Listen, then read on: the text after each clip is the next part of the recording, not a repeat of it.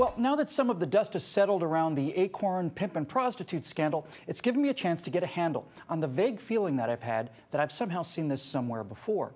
You know, for the longest time, the idea was just gnawing away in the back of my head, but I couldn't put my finger on it. And then I did. The way that Andrew Breitbart handled the ACORN campaign reminded me very much of something that happened a little earlier in the grand scheme of things. It was back in August, on August 2nd to be exact. There's a small town in southeastern Italy, just above the heel of the Italian boot, and Andrew Breitbart's campaign reminds me very much of another campaign that was fought near this little town called Cannae, back in August of 216 BC, under the direction of a general named Hannibal. No, not that Hannibal. No, not him either, although, no, this Hannibal, Hannibal the Great. Cannae is the model that every general prays for. You know, most battles, especially ancient battles, consisted of beating up an army and then pushing it off the battlefield. But at Cannae, the outnumbered Carthaginians actually destroyed the Roman army. The Romans brought about 90,000 men to the fight, and around 50,000 of them were killed outright. It's simply the greatest victory, or the greatest defeat, depending on your perspective, in military history. Now, obviously, this battle with ACORN in the culture wars has nothing like the scale of Cannae, but the strategy was so similar that it triggered the memory for me. Both Hannibal and Breitbart spent a great deal of time learning the tactics of their enemies. They both knew their opponents so well, they might as well have been commanding the opposing forces themselves. And both generals used the terrain of the battlefield to maximum extent.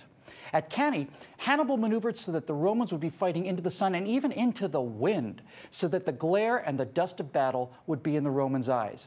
Andrew Breitbart and his new website, Big Government, positioned his pieces in such a way that every move his opponents made drew them ever deeper into the trap he had set for them.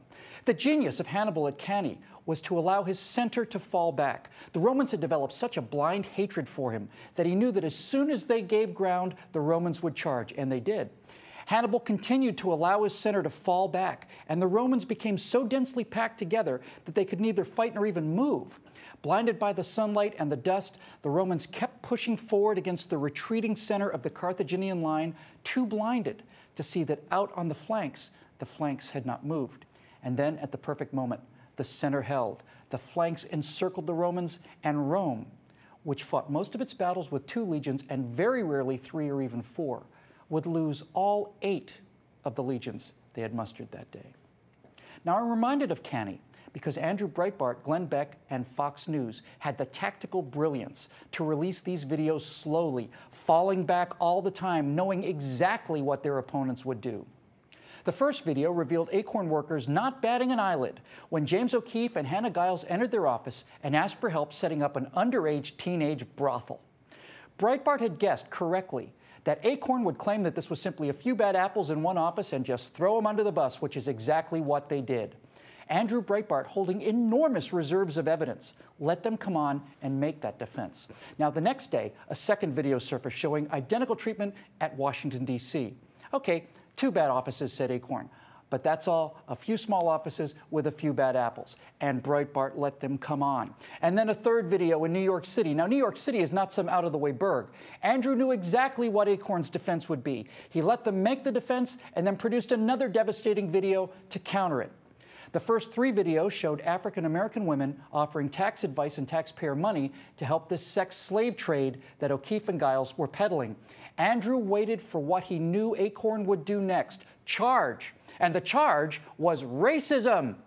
Again, he read them like a book. Video 4 showed a white woman. Video 5 showed a Hispanic male. Every time ACORN tried to construct some kind of we're the victim defense, Andrew had a card to play that exposed them for what they were, a criminal enterprise, corrupt to the core, using the same tired excuses that have allowed them to become so corrupt in the first place. By day 2, the U.S. Census had severed ties with ACORN, and that was the win I was praying for personally because the census controls districting and congressional representation, as well as determining where the river of federal money flows. That was all I could have hoped for. But Andrew played ACORN like a violin. Within a few more days, the Senate voted to defund ACORN. A few days after that, congressional investigations had been called for, and as I write this, the IRS has severed ties to the organization, meaning ACORN will no longer be able to give tax advice. And given what we saw in these videos, that's probably a good idea. Now, ACORN, as it currently exists, is finished. So what lessons can we learn from all of this? Well, first of all, ACORN deserved everything that they got. It has a long history of voter fraud in multiple states. And to those idiots and apologists who see nothing wrong with dead people voting, the real crime is simply that a false ballot going one way deprives a citizen of his valid vote going the other way. Dead voters steal the franchise from the living. But what gave these charges political traction that the voter fraud evidence lacked was video, pictures and sound. We live in the age of video, and one video by O'Keefe and Giles has more impact than 10,000 pages of written evidence. It shouldn't be that way, but it is. Now, here's a shocking twist. While I don't know this for certain, I suspect it's the truth. You may think that Andrew Breitbart, Glenn Beck, Fox News, and BigGovernment.com were fighting against an enemy, and the enemy was ACORN. But I don't think that's the case at all. I think the enemy they were fighting against are the media. By not covering this story, not at all, they showed that the mainstream media, we don't even call them the news media anymore, by the way, just the media, because that's all they are now, a transmission frequency. Breitbart showed that the media is no longer merely biased. In fact, they're no longer even ignoring the news. The mainstream media is now in the news suppression business. There are so many questions about this administration and its policies that are not being investigated because that was the job of the media prior to the election.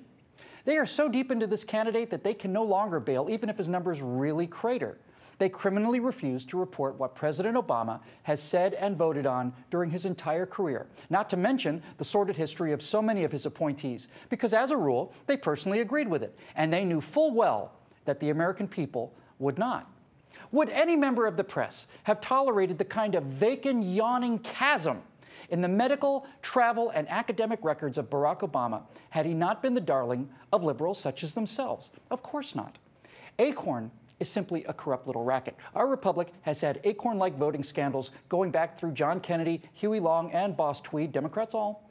And while they are a grave threat to our democracy, that threat has always been countered by an aggressive and free press. We as a nation have dealt with and defeated voter fraud before. What we have not ever seen before is a United States without a free press. And that's where we are today.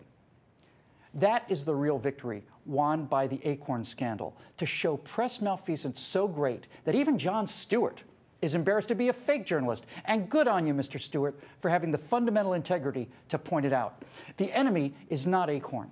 The enemy is a news media that suppresses news to favor their chosen candidate.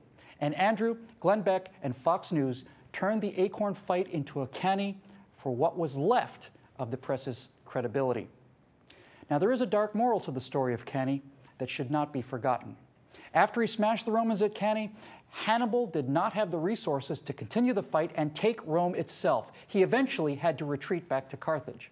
Rome regrouped. Cato the Elder did not utter a single word in the Roman Senate that did not conclude with the same sentence every time: Carthago delinda est. Carthage must be destroyed. And it was destroyed. Rome hunted down and trapped the great Hannibal, who took poison which he had carried with him for many years in a ring, just in case he was captured. Carthage was not only defeated, but the city was leveled, the ruins were burned, and salt was sown into the ground so that nothing could ever grow there again. I am now personally convinced, based on the evidence, that 90% or higher of the so-called journalists who identify themselves as liberal are determined to do just that to the conservative philosophy that is the majority opinion of most Americans: plow salt into the ground so that it can never grow again. Historically, Hannibal's victory at Cannae did not have a happy ending. So my advice to my friend Andrew Breitbart would be simply this: Andrew, keep up the attack. They're coming for you. Don't let them regroup. Summon your allies, and for God's sakes, man, keep moving. Andrew, you have drawn blood against Rome. You're in it now, my friend. Oh, and by the way, why don't you let me hold on to that ring of yours?